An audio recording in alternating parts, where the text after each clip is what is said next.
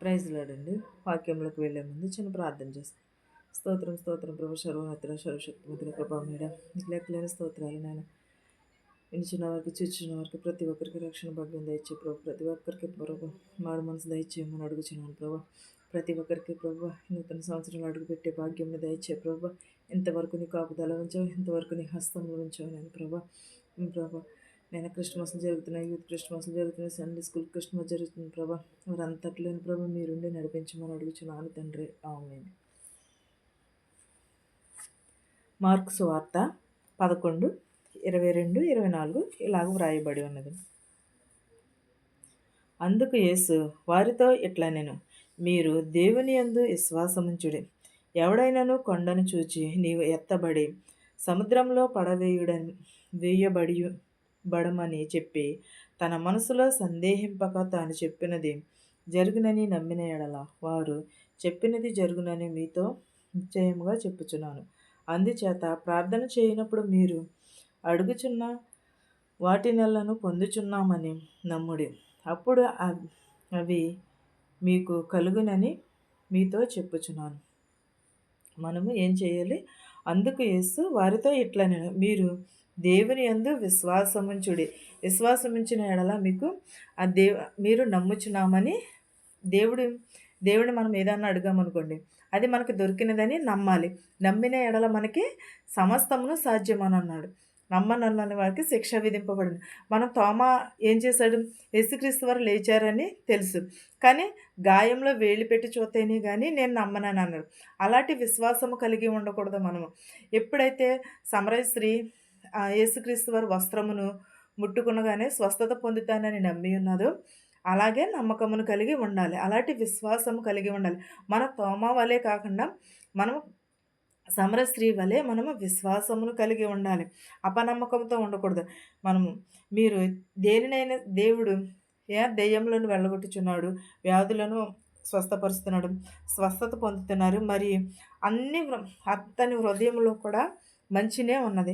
అది కూడా సందేహింపక మీరు చూడకుండానే అతను చెప్పినది జరుగుచున్నదని అనుకునిచున్నారు. అక్కడ యేసుక్రీస్తు వారు కొండ మీద ప్రసంగం చేసినప్పుడు వారు చాలామంది కూడా నమ్మి ఉన్నారు కదా. యేసుక్రీస్తు వారు ప్రార్థన చేస్తుంటే స్వస్థత పొందుతున్నారు, గుడ్డివారు బాగుపడుతున్నారు, చెవిటి వారికి మాటలు వినబడుతున్నాయి అని ఇవన్నీ కూడా వారిని యేసుక్రీస్తు వారిని చూడకోకుండానే నమ్మి ఉన్నారు. నమ్మిన వారు కూడా ఎవరు అని అనుకుంటున్నారు. నిజమైన యేసుక్రీస్తా లేకపోతే ఎవరని వారిలో వారే అనుకుంటున్నారు. వ్యాధులను నయమైపోతున్నాయి, ప్రార్థన చేయగానే స్వస్థత పొందుతున్నారు అని వారిలో వారే అనుకునిచుండగా యేసు నామములో ఏదైతే అడుగుచున్నామో అడిగినవన్నీ కూడా మనము పొందుచున్నాము అని నమ్మిన ఎడల మనకి ఏమి కలుగును? మనకి స్వస్థత కలుగును. మనము అందుచేత ప్రార్థన చేయనప్పుడు మీరు అడుగుచున్న వాటినెలను పొందుచున్నామని నమ్ముడి.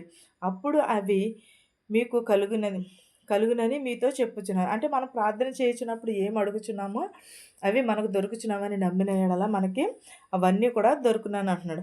అప్పుడు మీకు అన్నీ కూడా కలుగునని అంటున్నాడు. మనం విశ్వాసముతోనే ప్రార్థన చేయాలి. మన మనసులో సందేహింపకుండా ప్రార్థన చేయాలి. సందేహింపకుండా నమ్మిన ఎడల మనకి ప్రతిదిని కూడా సాధ్యమవును. నిశ్చయంగా నీతో చెప్పుచున్నాను అన్నాడు. సందేహింపక ప్రార్థన చేసిన ఎడల ప్రతిదిని కూడా జరుగునని ఏం చెప్పుచున్నాడు?